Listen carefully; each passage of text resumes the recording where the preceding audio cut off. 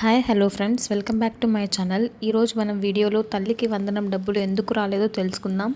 చాలామందికి తల్లికి వందనం డబ్బు ఇంకా అమౌంట్ క్రెడిట్ కాలేదు. దీనికి కారణం వచ్చేసి కొన్ని డాక్యుమెంట్స్ మిస్ మ్యాచ్ అవుతున్నాయి. ఆధార్, స్కూల్ డీటెయిల్స్ మరియు బ్యాంక్ ఐఎఫ్ఎస్సి కోడ్ సరిగా ఇవ్వకపోతే డబ్బులు ఆగిపోతుంది. ఒకవేళ మీకు రాకపోతే ఇలా చెక్ చేసుకోండి. అర్హుల జాబితా అనేది విడుదలైంది. ఈ విడుదలైన అర్హుల జాబితాలో క్లాస్ 1 నుంచి 12 వరకు చదివే విద్యార్థులు తల్లులు ఎలిజిబుల్. పేరు జాబితాలో ఉన్నాయో లేదో ఆన్లైన్లో చూసుకోవచ్చు. మీ పేరు లిస్ట్లో ఉందా లేదా అని ఇప్పుడే వెంటనే చెక్ చేసుకోండి.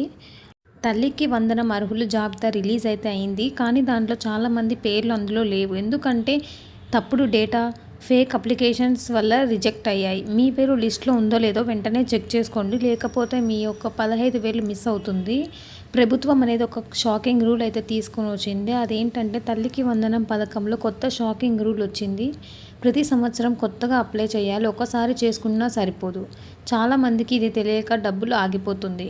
ప్రతి సంవత్సరం ఖచ్చితంగా ప్రతి ఇయర్ అనేది మనం అప్లై చేస్తూ ఉండాలి. అప్పుడే మనకి 15,000 అనేది ప్రతి ఇయర్ అనేది క్రెడిట్ అవుతుంది, లేకపోతే అవ్వదు.